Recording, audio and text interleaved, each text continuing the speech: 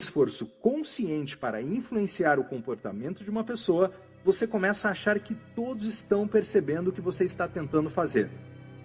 Isso, por sua vez, dificulta fazer seu comportamento parecer natural e apropriado, resultando numa incapacidade de desempenhar suas ações convincentemente. O resultado? Elas não serão críveis. Um exemplo envolve alguém que mente. O mentiroso pensa que seu interlocutor pode perceber a mentira, mesmo quando ele está totalmente alheio ao embuste. Isso, por sua vez, faz com que o mentiroso apresente dicas verbais e não verbais que acabam indicando sua mentira, permitindo ao interlocutor detectar a intenção ou, no mínimo, se tornar desconfiado. A mesma coisa acontece quando você tenta pela primeira vez simular sinais amistosos conscientemente. Você passou a vida inteira fazendo isso. Porém, nas primeiras vezes em que abordar as pessoas e conscientemente tentar inclinar a cabeça e exibir movimentos da sobrancelha, pensará que elas sabem que você é socialmente desajeitado. O efeito passarela acabará dominando-o. Isso o faz forçar o comportamento.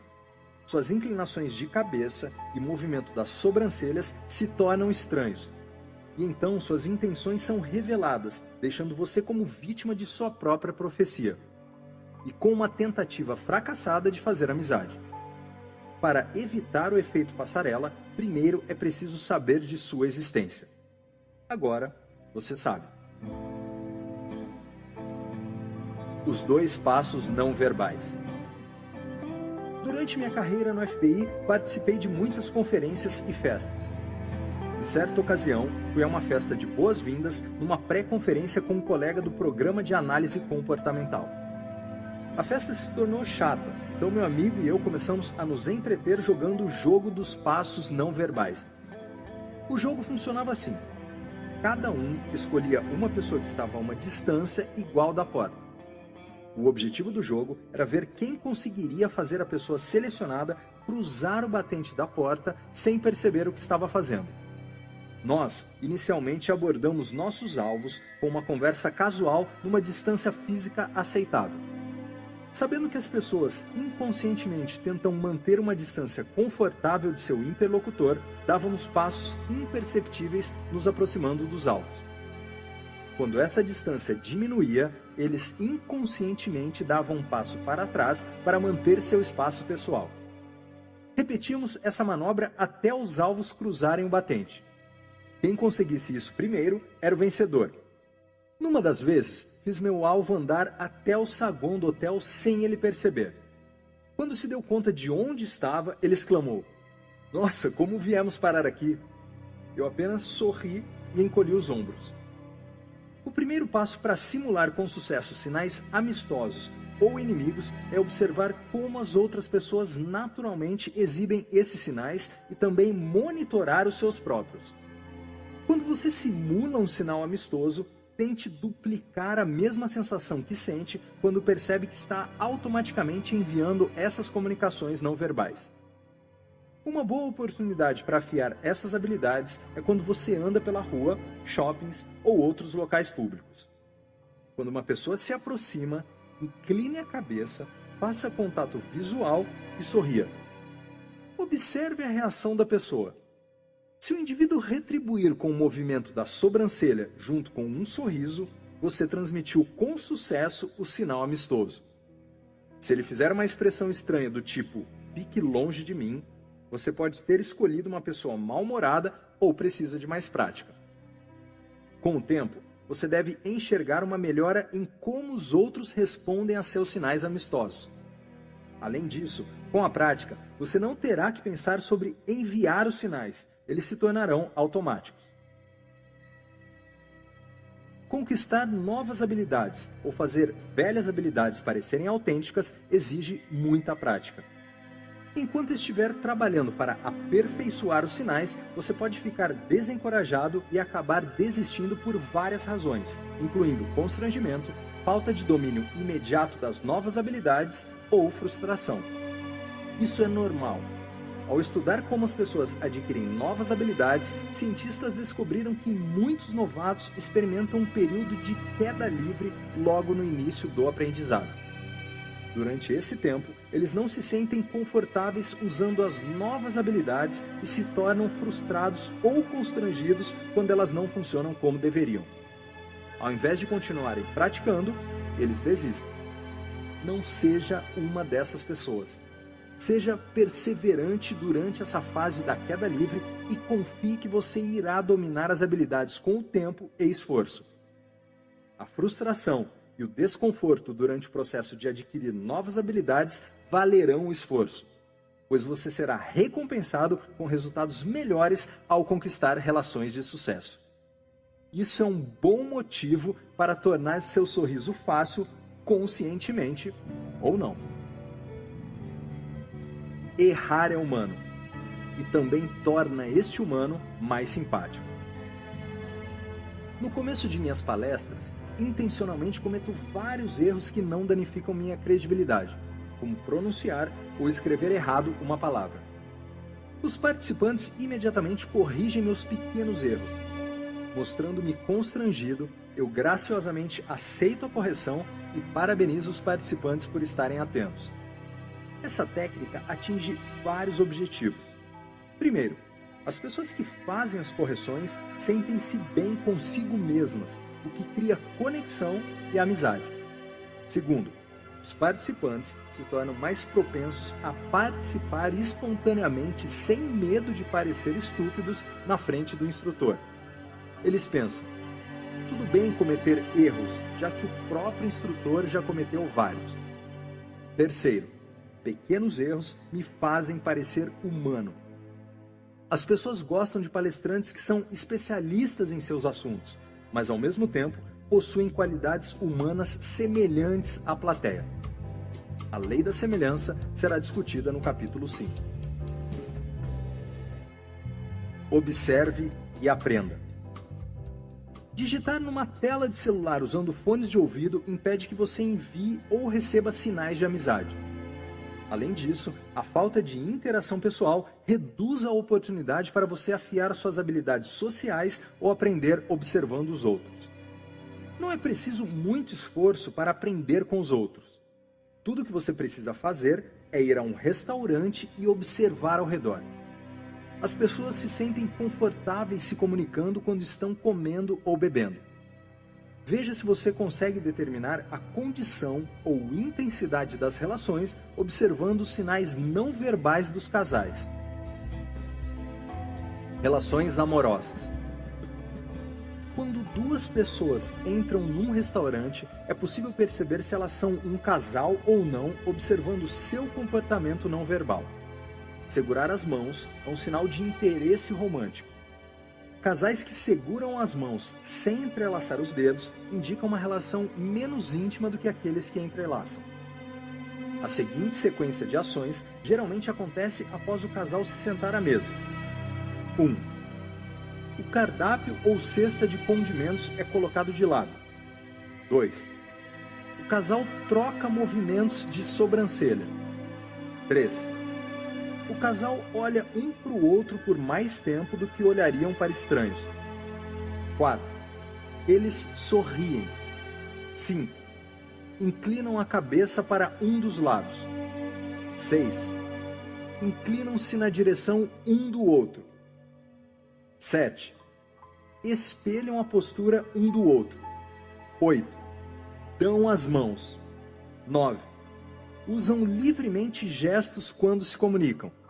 10.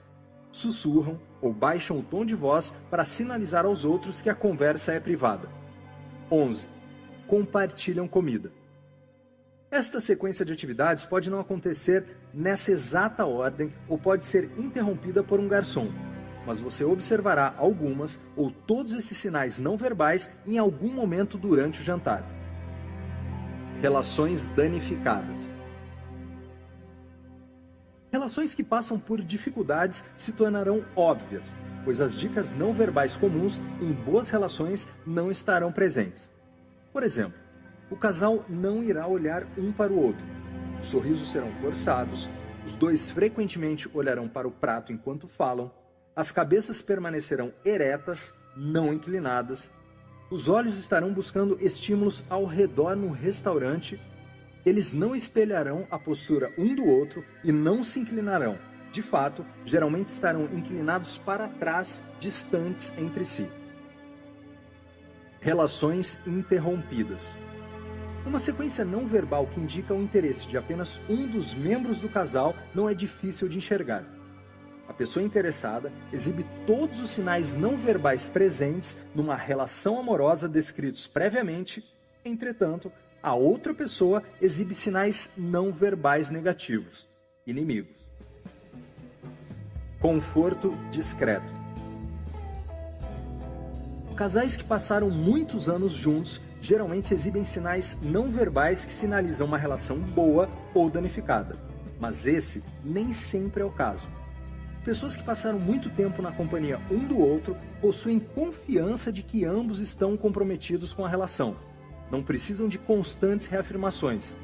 Elas se sentem relaxadas e confortáveis na companhia um do outro, sem medo de traições ou abandonos. Observar casais interagindo quando atingem esse estágio na relação é uma maravilha de se ver. Essas mesmas avaliações observacionais podem ser feitas por empresários fechando negócios, pessoas tentando conquistar outras ou apenas amigos saindo para uma refeição casual. O objetivo de observar pessoas é afiar seu poder de observação, permitindo que você se torne mais ciente de como elas naturalmente interagem e melhorando sua habilidade de interpretar aquilo que vê. Se praticar bastante, suas observações e habilidades ao avaliar o comportamento humano se tornarão automáticas, transformando-o assim num comunicador mais eficaz.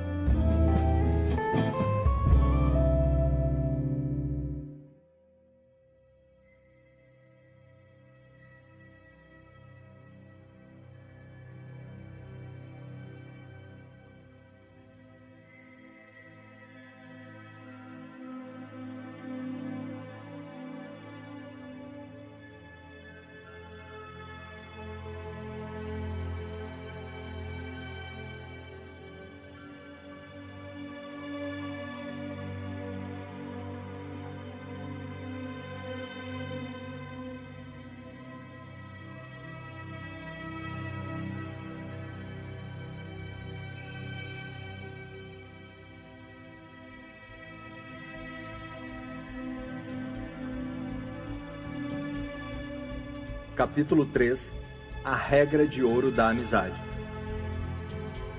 Você pode fazer mais amigos em 2 meses ao se tornar genuinamente interessado nas outras pessoas do que poderia em 2 anos tentando fazer outras pessoas se interessarem por você. Dale Carnegie. Os sinais amistosos não verbais que você aprendeu no capítulo anterior são projetados para preparar o terreno para o começo de uma relação positiva com outra pessoa. Eles funcionam como um comediante, cujo primeiro ato é planejado para deixar a plateia com o estado de espírito certo antes da atração principal. Usados corretamente, esses sinais deixarão seu alvo mais receptivo, caso você escolha se aproximar. Então vamos assumir que você quer fazer contato com alguém. E agora? Você alcançou a hora da verdade com essa pessoa. Fazendo a sua hora da verdade um sucesso. Muitos anos atrás, um empresário chamado Jan Carlson foi nomeado CEO de uma companhia aérea europeia que passava por dificuldades, a Scandinavian Airlines System, SAS, e recebeu a formidável tarefa de torná-la rentável. Ele conquistou esse objetivo com tanta rapidez que seu feito se tornou objeto de vários estudos. Como ele conquistou tanto sucesso? Dando aos funcionários o poder para resolver os problemas dos clientes na mesma hora, sem precisar checar com um superior. Isso melhorou muito a satisfação dos clientes, o moral dos empregados e o lucro da empresa. Uma situação onde todos saíam ganhando. O interessante sobre a filosofia e a estratégia de negócios de Carlson, relatadas em seu livro, é a importância que ele colocou no ponto de contato entre 2 indivíduos. De fato, ele chamou isso de a hora da verdade, pois eram esses momentos que formavam a opinião dos clientes sobre a empresa e ajudavam a determinar se eles comprariam os serviços da SAS. Carlson observou: no ano passado, cada um dos nossos 10 milhões de clientes entrou em contato com aproximadamente 5 funcionários da SAS. Essas 50 milhões de horas da verdade são os momentos que, em última instância, determinam se a SAS terá sucesso ou fracasso como empresa. São os momentos em que temos que provar para nossos clientes que somos sua melhor alternativa. Quando você encontra uma pessoa pela primeira vez, esse encontro se torna um momento da verdade sobre como a relação irá se desenvolver. Essa pessoa irá tratar você como amigo ou irá afastá-lo como inimigo? A regra de ouro da amizade: se você quiser que as pessoas gostem de você, faça com que elas se sintam bem consigo mesmas. Pode ser um fator crucial para determinar em que lado você será colocado. Diferente de algumas das técnicas que serão apresentadas mais tarde, que apenas se tornam relevantes quando você está buscando relações de longo prazo, a regra de ouro da amizade serve como chave para todas as relações de sucesso, sejam de curta, média ou longa duração. Não subestime o poder e a importância dessa regra ao fazer amigos. Como agente especial do FBI, eu era destacado para encontrar indivíduos em todos os estágios da vida e precisava convencê-los a entregar informações sensíveis, a se tornarem espiões ou confessar uma variedade de crimes. A chave para o sucesso dessas tarefas era minha habilidade em fazer esses indivíduos não apenas gostarem de mim, mas também confiarem em mim e, em muitos casos, confiarem sua vida a mim. A tarefa mais difícil para novos agentes especiais é desenvolver essa habilidade vital. Agentes frequentemente me pediam para lhes ensinar as técnicas para fazer as pessoas gostarem deles instantaneamente. E eu dava sempre a mesma instrução: se você quer que as pessoas gostem de você, faça com que elas se sintam bem consigo mesmas. Você deve focar a atenção na pessoa com quem está fazendo amizade. Parece fácil, mas exige prática mesmo com agentes treinados. Se você fizer alguém se sentir bem consigo mesmo, irá receber o crédito por ajudá-lo a ter essa experiência. As pessoas gravitam ao redor de indivíduos que as fazem se sentir felizes e tendem a evitar pessoas que trazem dor ou desconforto. Se todas as vezes que encontrar uma pessoa você a fizer se sentir bem, ela tentará aproveitar qualquer oportunidade para se encontrar com você e experimentar essas boas sensações. A dificuldade que muitos dos meus colegas encontram é a mesma que todos nós encontramos: o nosso próprio ego. O ego interfere na prática da regra de ouro da amizade. A maioria das pessoas acha que o mundo gira em torno delas e que elas devem ser o centro das atenções. Mas se quer parecer amistoso e atrair os outros, você deve esquecer seu ego e prestar atenção em seu interlocutor, em suas necessidades e circunstâncias particulares. Os outros gostarão de você quando sentirem que você os coloca no centro das atenções. Pense nisso. É uma pena que raramente usemos essa poderosa regra para nos tornar mais atraentes para os outros e, ao mesmo tempo, fazer com que esses indivíduos se sintam bem sobre si mesmos. Ficamos ocupados demais focando em nós mesmos e não na pessoa com quem nos encontramos. Colocamos nossos desejos e necessidades em primeiro lugar. A ironia de tudo isso é que os outros estarão ansiosos para saciar suas necessidades e desejos se gostarem de você. Técnicas para fazer as pessoas se sentirem bem consigo mesmas. Declarações empáticas. Declarações empáticas mantêm o foco da conversa na pessoa com quem você está falando. Essas declarações são uma das mais eficazes maneiras para fazer com que os outros se sintam bem consigo mesmos. Manter o foco no outro é difícil porque somos, por natureza, egocêntricos e pensamos que o mundo gira ao nosso redor. No entanto, se a cada vez que você falar com alguém, essa pessoa se sentir bem sobre si mesma, então você terá alcançado o objetivo da regra de ouro da amizade. E como resultado, os outros irão gostar de você.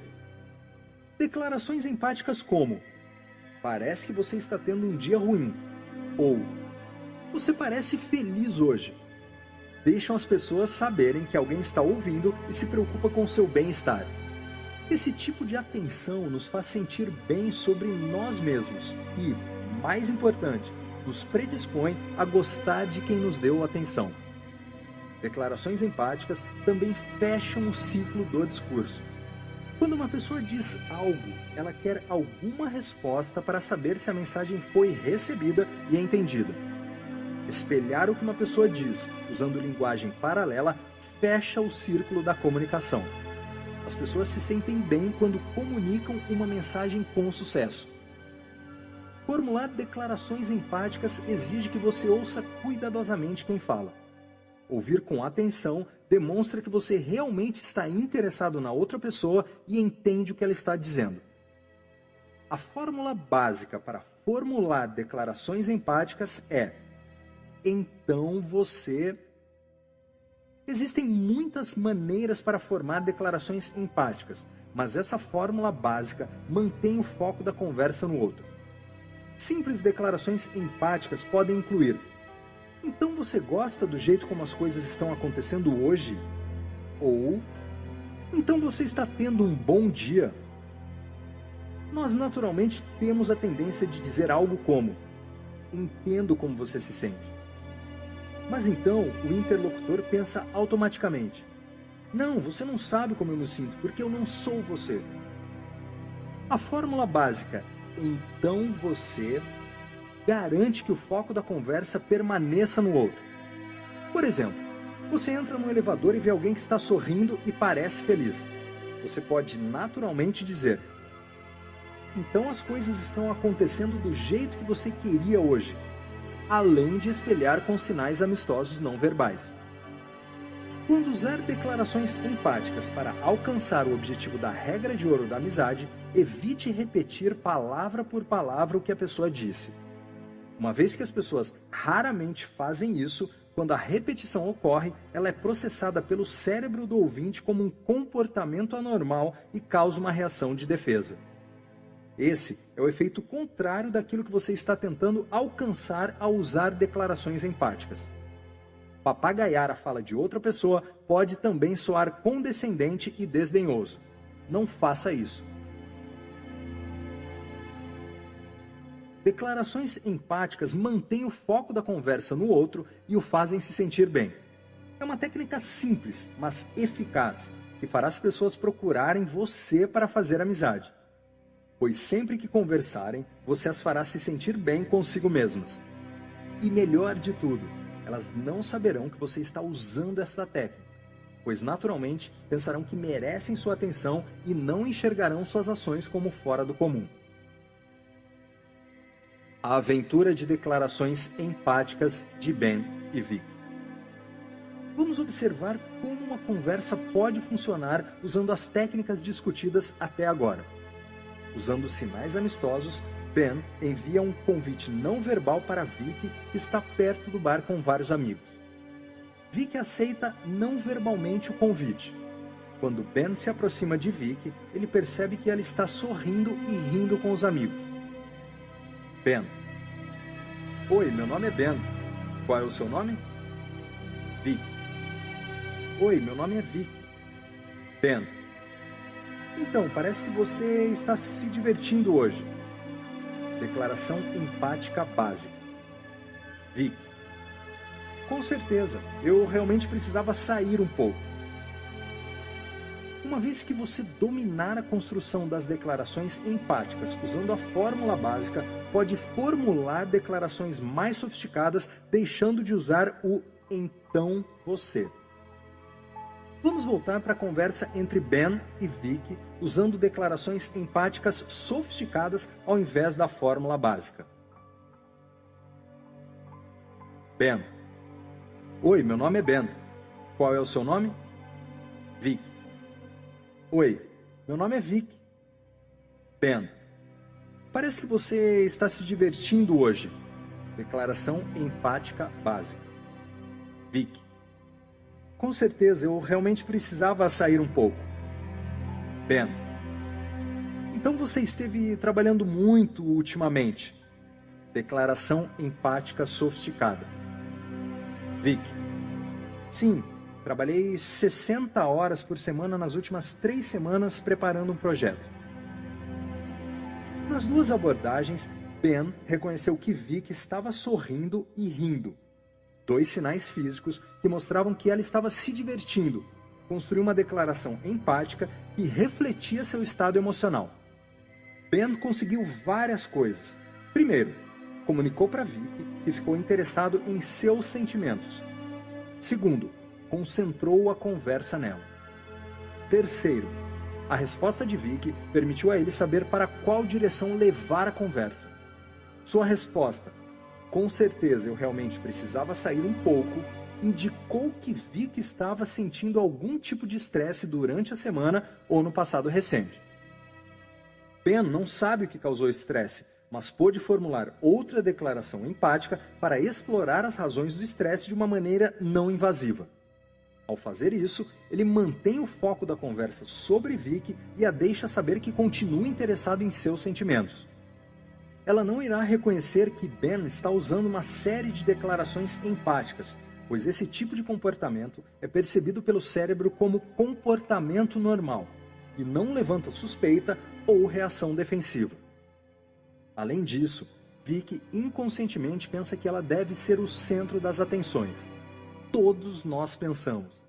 E está encantada por Ben dar a ela atenção total. Isso a faz se sentir bem e aumenta a probabilidade de que ela goste de Ben de acordo com a regra de ouro da amizade. Usando declarações empáticas para manter a conversa. Declarações empáticas também servem como um eficaz recheio da conversa. O silêncio constrangedor que aparece quando a outra pessoa para de falar e você não consegue pensar em nada é devastador. Quando você fica com dificuldades para encontrar algo para dizer, use uma declaração empática. Tudo de que precisa se lembrar é a última coisa que o outro disse e então formular uma declaração baseada nessa informação. O falante continuará a conversa, dando tempo para que você pense em algo mais significativo. É muito melhor usar uma série de declarações empáticas quando você não tem nada a dizer do que dizer algo inapropriado. Lembre-se, o ouvinte não irá perceber que você está usando declarações empáticas, pois elas serão processadas como normais pelo cérebro e passarão desapercebidas. Elogios, adulação. Uma linha tênue separa elogios de adulação. A palavra adulação possui uma conotação negativa. Adulação é geralmente associada a elogios falsos usados para explorar e manipular os outros por razões egoístas. O propósito do elogio é enaltecer os outros e reconhecer suas realizações. Com o desenvolvimento da relação, os elogios ganham um papel importante para a conexão de 2 indivíduos, pois sinalizam que o outro ainda está interessado em sua pessoa e naquilo que você sabe fazer bem. Um dos perigos de usar elogios em relações incipientes é você não conhecer a pessoa bem o bastante para ser sincero. Elogio falso e adulação são a mesma coisa e geram má impressão. Afinal de contas, ninguém gosta de sentir que está sendo manipulado ou enganado. As pessoas conhecem seus pontos fortes e fracos. Se você disser a alguém que ele é bom em algo que ele sabe que não é, ele provavelmente questionará seus motivos, pois perceberá a discrepância entre sua avaliação e aquilo que realmente pode fazer. Existe um método alternativo e muito superior para usar elogios. Essa abordagem evita as armadilhas inerentes ao elogio, permitindo que a pessoa elogie a si mesma e evita o problema de você parecer falso. Quando as pessoas elogiam a si mesmas, a sinceridade não é um problema. Elas raramente perdem uma oportunidade para fazer isso. E você, claro, convenientemente, lhes dará essa oportunidade. A chave para fazer uma pessoa elogiar a si mesma é construir um diálogo que a predisponha a reconhecer seus atributos ou realizações. Quando as pessoas elogiam a si mesmas, elas se sentem bem. E de acordo com a regra de ouro da amizade, elas passarão a gostar de você por causa dessa oportunidade de se sentirem bem consigo mesmas. Voltando à relação inicial de Ben e Vicky, ele pode preparar o terreno para Vicky elogiar a si mesma. Ben: então você esteve trabalhando muito ultimamente. Declaração empática sofisticada.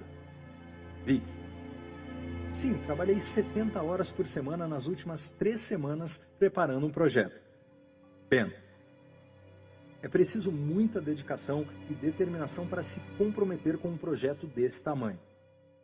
Uma declaração que permite a Vicky elogiar a si mesma.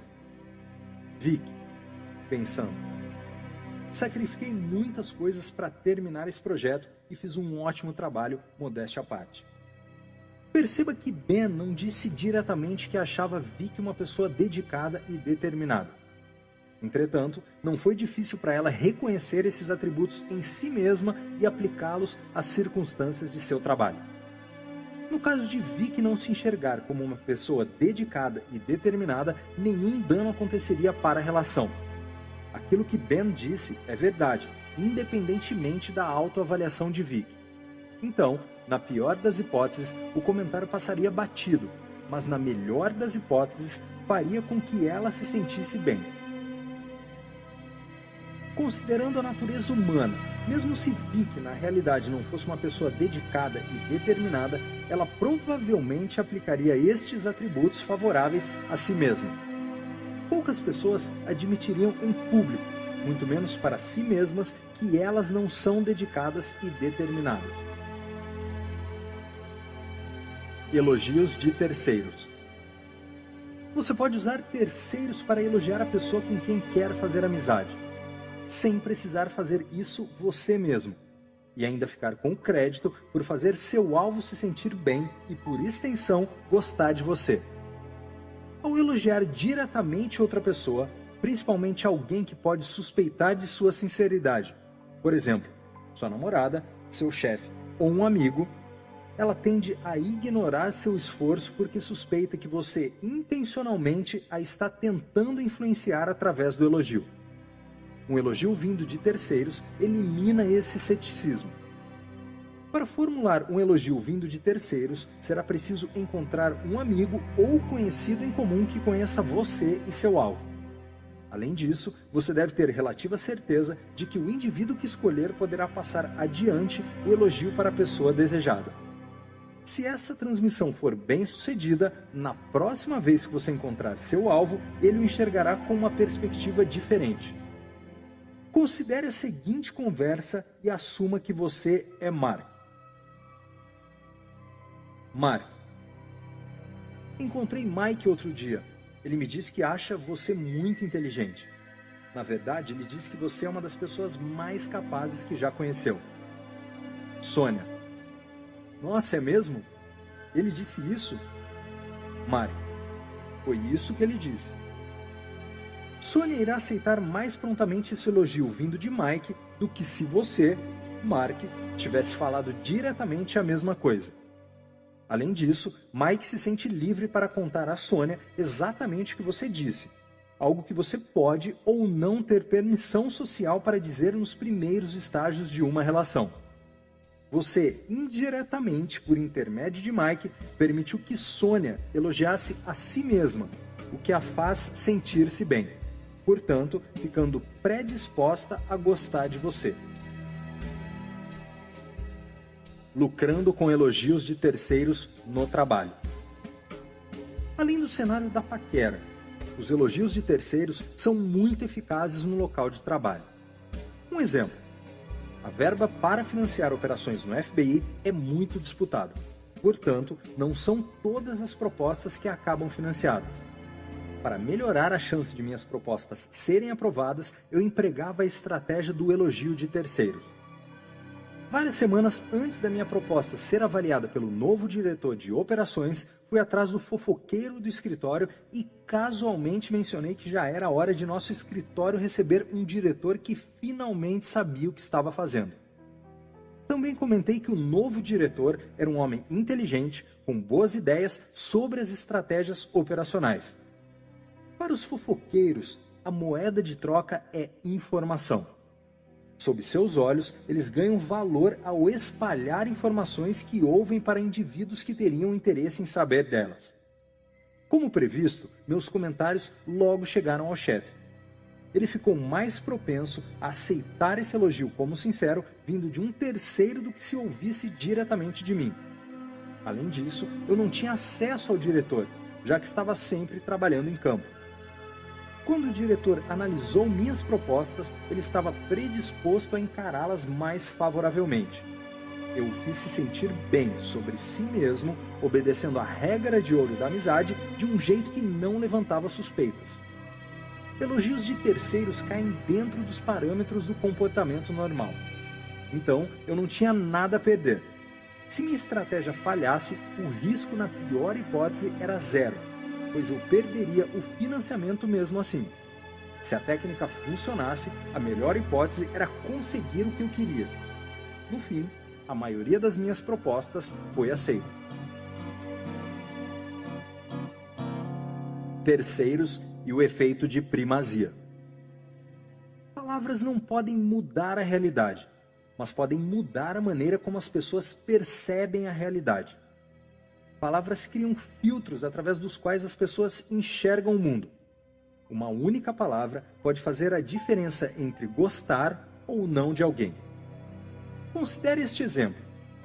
Seu amigo Calvin descreve seu novo vizinho, Bill, a quem você irá encontrar pela primeira vez. Calvin diz: seu novo vizinho, Bill, não é muito confiável. De fato, quando você o cumprimentar, verifique depois seus dedos para ter certeza de que ele não roubou nenhum. Como você enxergará Bill quando você o encontrar pela primeira vez? O problema é que você foi encorajado a julgá-lo antecipadamente como não confiável por aquilo a que os cientistas se referem como o efeito de primazia. Se um amigo descrever uma pessoa que você está prestes a conhecer como não confiável, você ficará predisposto a enxergar essa pessoa dessa maneira, independente do que for verdade. Portanto, sua tendência será enxergar tudo daquela pessoa como não sendo digno de confiança. Por outro lado, digamos que o seu amigo Calvin diz que o seu novo vizinho Bill é muito amigável, sociável e possui um ótimo senso de humor. Você vai adorá-lo. Como você enxergará Bill agora? Provavelmente como um amigo, não importa o nível de simpatia.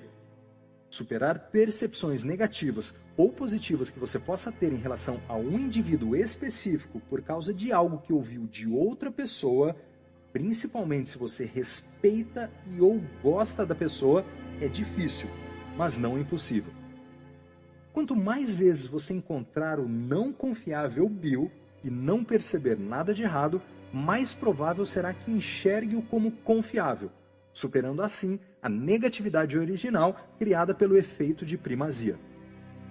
Entretanto, você ficará menos propenso a dar uma chance a uma pessoa não confiável de mostrar que isso não é verdade, pois seu desejo de encontrar a pessoa outra vez ficará reduzido. Se você encontrar o amigável Bill várias vezes e não perceber simpatia, então a tendência é que encontre alguma desculpa para isso. Tais desculpas podem incluir: ele deve estar tendo um dia ruim, ou eu devo ter aparecido numa hora ruim. Uma pessoa não amigável, que inicialmente foi descrita como amigável, ganha uma vantagem do efeito de primazia, pois as pessoas tendem a dar a ela várias oportunidades para demonstrar o contrário. É precisamente por causa do poder do efeito de primazia que nós podemos usá-lo como uma ferramenta para moldar amizades ou fazer as pessoas nos enxergarem do jeito que queremos. O que você faz com o efeito de primazia é enviar uma mensagem que irá predispor alguém a enxergar outra pessoa da maneira que você quer que ela seja percebida. Tirando proveito do efeito de primazia. Eu frequentemente empregava o efeito de primazia durante interrogatórios de pessoas suspeitas de cometerem crimes. Lembro de um caso onde estávamos interrogando um possível ladrão de bancos. Havia 2 de nós junto com o suspeito na sala de interrogatório. Logo cedo, na entrevista, meu parceiro pediu licença e saiu dizendo que precisava dar um telefonema. Na verdade, sua saída fazia parte de nosso plano, que me permitiu ficar sozinho com o suspeito para falar com ele em particular. Eu disse a ele: "Você tem sorte de ter meu parceiro cuidando do caso. Ele é honesto e justo. Ouvirá o seu lado da história sem preconceito nenhum." E então eu me recostei, esperando meu parceiro voltar. Alguns momentos depois, ainda sozinho, acrescentei: "Acontece que para ele é fácil ser justo. O cara é um detector de mentiras em forma de pessoa. Não sei como consegue, mas ele sabe quando alguém está mentindo. Não importa qual for o assunto ou quem esteja falando, ele consegue dizer se alguém está sendo desonesto." O que fiz com esse último comentário foi criar um filtro através do qual eu queria que o suspeito enxergasse meu parceiro. Empreguei o efeito de primazia para moldar a avaliação das suas habilidades. Quando meu parceiro voltou, ele já sabia que deveria permanecer em silêncio até que eu perguntasse ao suspeito se ele havia roubado o banco. Se o homem negasse, meu parceiro deveria olhar para ele com uma expressão de incredulidade. "Então, o que aconteceu?" Eu perguntei. "Você roubou o banco?" E ele respondeu que não. Meu parceiro reagiu exclamando: "O quê?" com um olhar cético. Então, e juro que isso é verdade, o suspeito bateu na mesa e disse: "Caramba, ele é mesmo bom." E depois confessou o crime. Fique atento ao efeito de primazia afetando seu próprio comportamento. Usar o efeito de primazia é uma ótima ideia quando você quer influenciar os outros, mas tenha cuidado, pois essa é uma faca de dois gumes.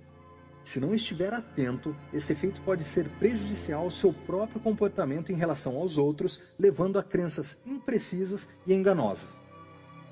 Nos meus primeiros dias como agente do FBI, fui vítima do efeito de primazia.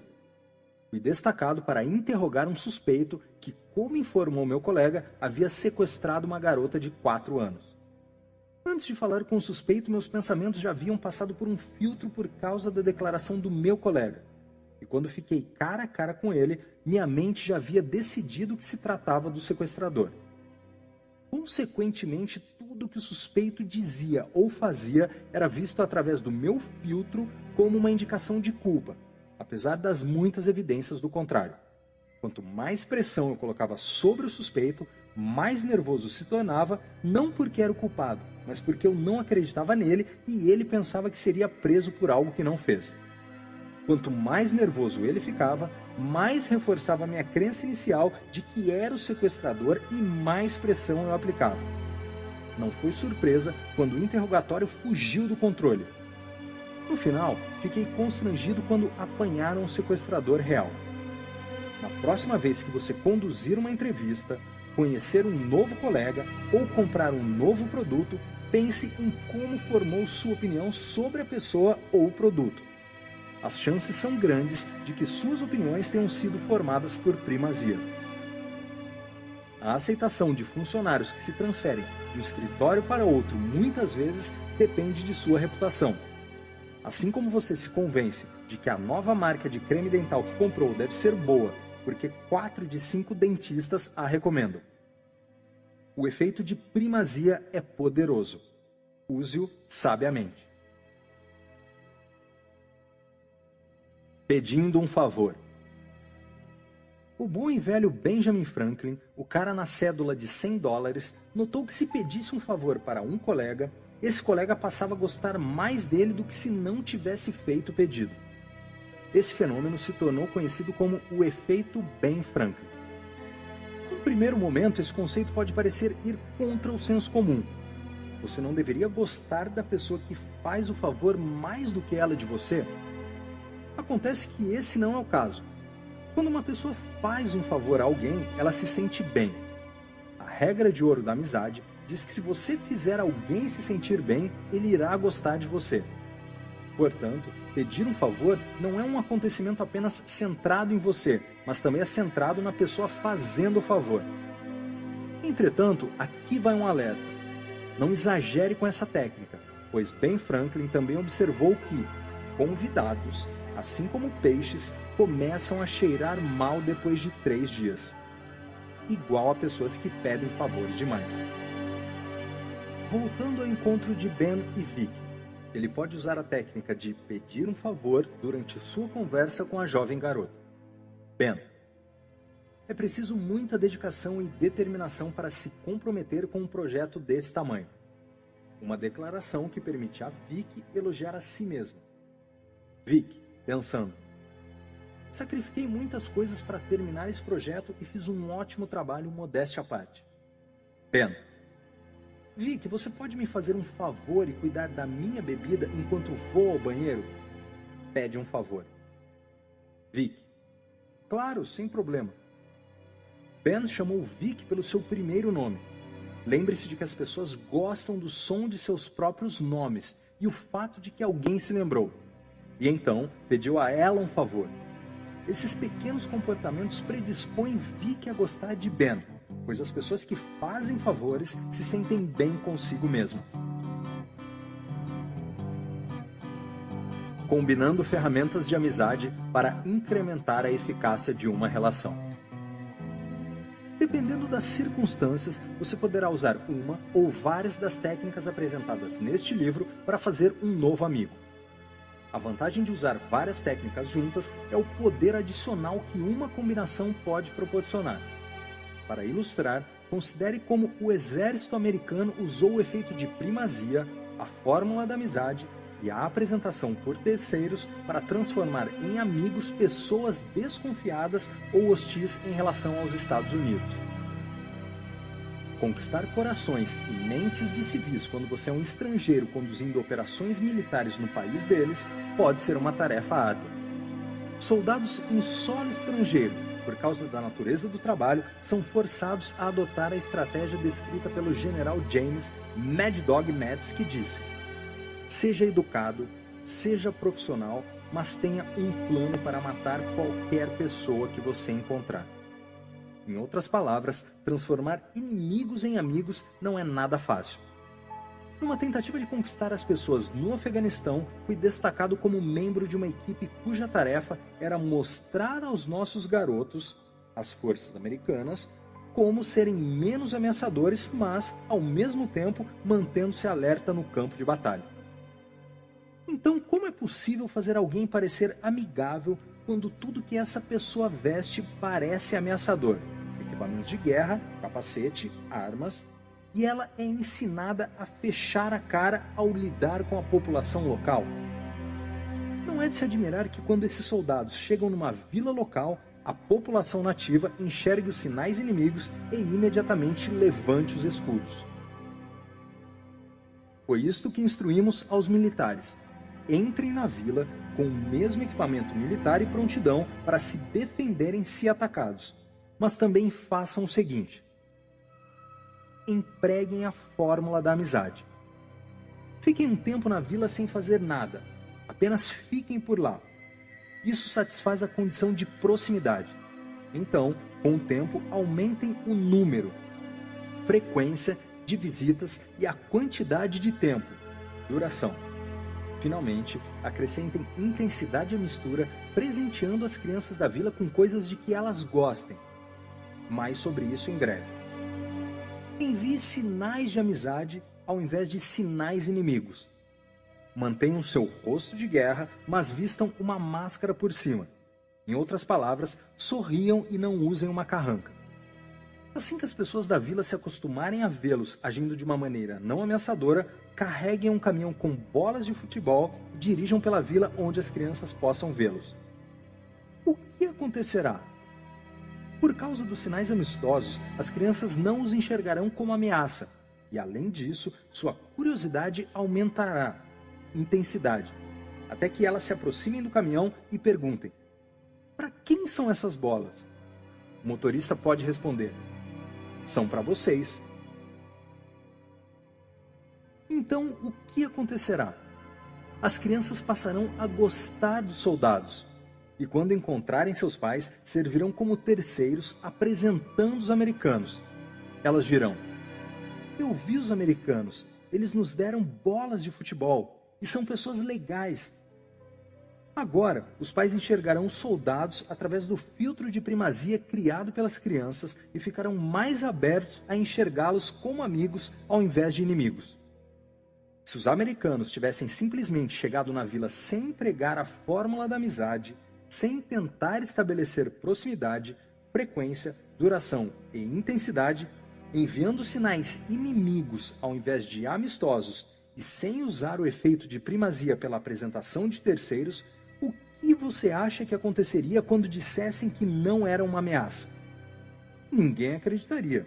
Os soldados seriam percebidos como mentirosos.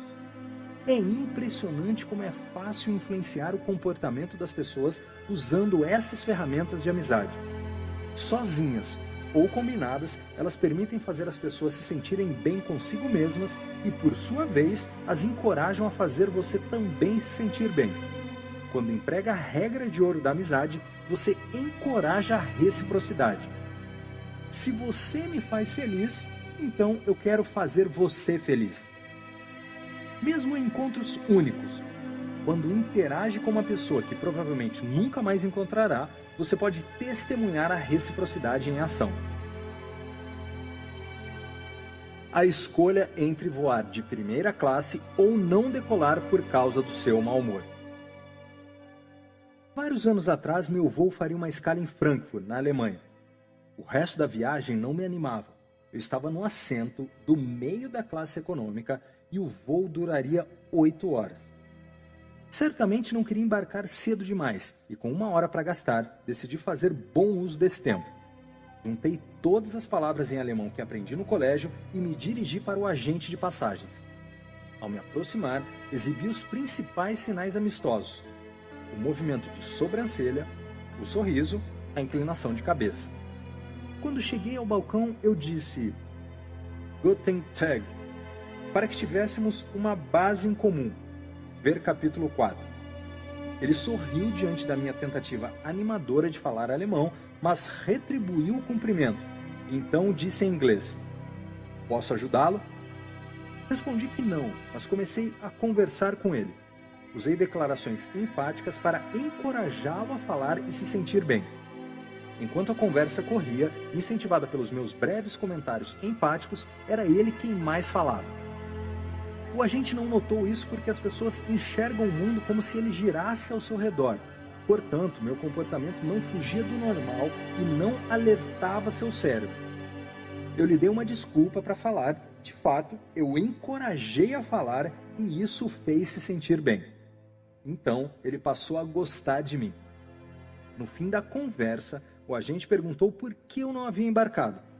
Eu disse que estava no assento do meio e queria passar o mínimo de tempo possível naquele aperto. Só isso. Cerca de 20 minutos depois, o agente fez um último chamado para o embarque. Enquanto caminhava para a ponte, ouviu-me chamar. Parei e ele se aproximou. Ele perguntou se eu tinha minha passagem em mãos. Assenti e mostrei. Ele a tomou das minhas mãos e entregou outra passagem. Tenha um bom voo, Herr Schaffer, ele disse. Olhei para a passagem e percebi que meu assento havia mudado para a classe executiva. Obrigado, fico muito agradecido por isso, eu respondi. Sem problema, ele disse, fazendo um gesto para que eu embarcasse. Uma outra vez meu voo estava atrasado e todos estavam muito zangados.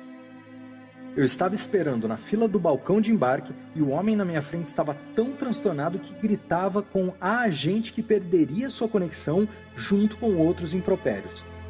Ela disse que a única coisa que podia fazer era colocá-lo num voo que decolaria mais tarde, às 5h30.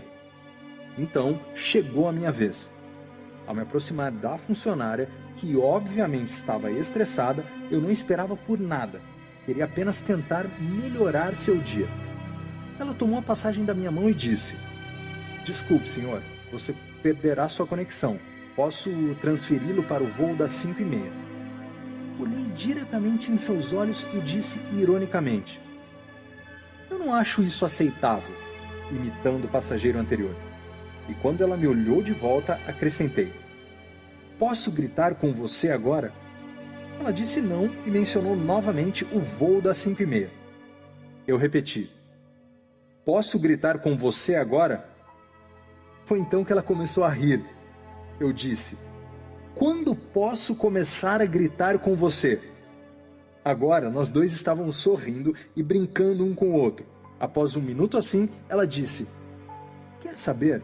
Acabei de encontrar um lugar no voo das 2h40. E digitou o meu nome no computador.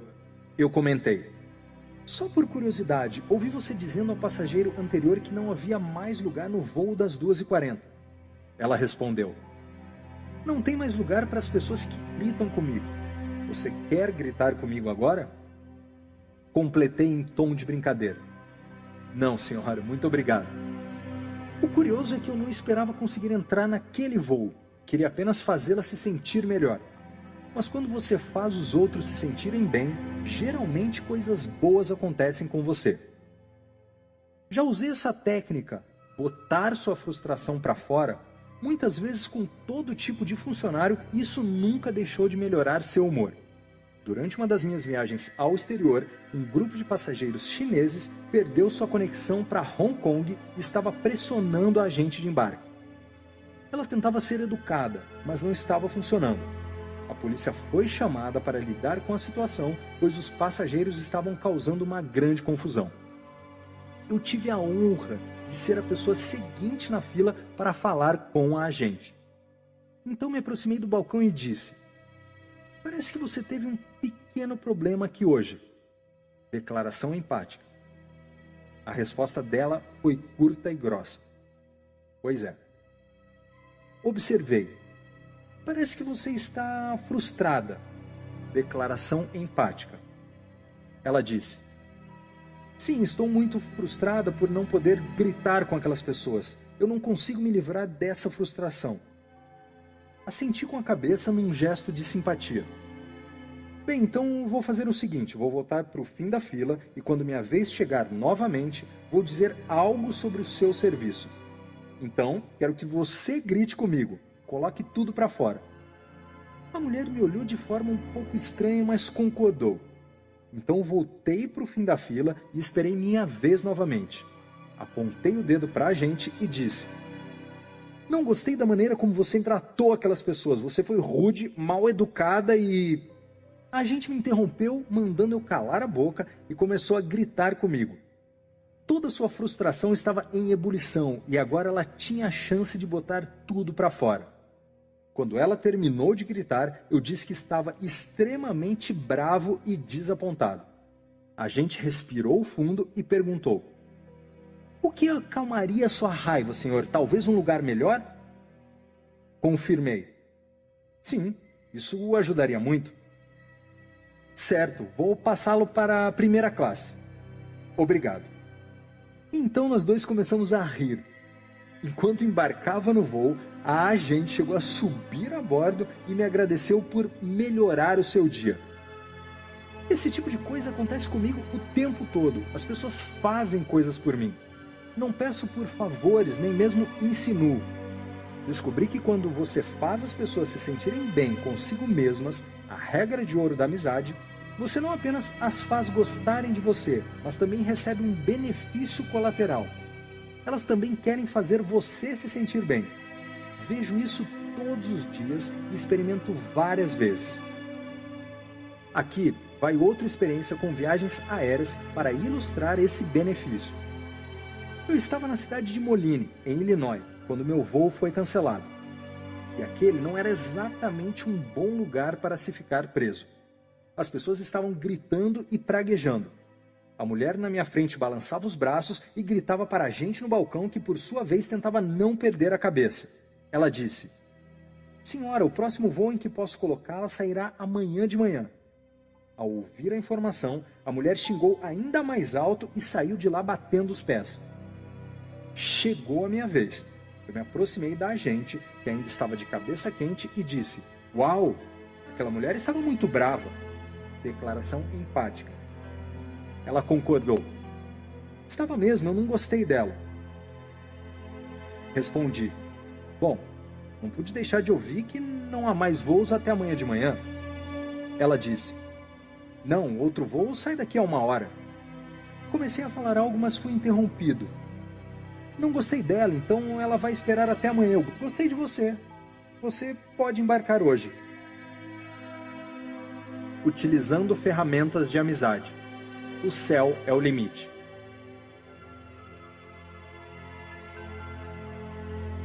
Tem uma história sobre viagens aéreas que deve, sem deixar dúvidas, confirmar que as ferramentas de amizade realmente funcionam.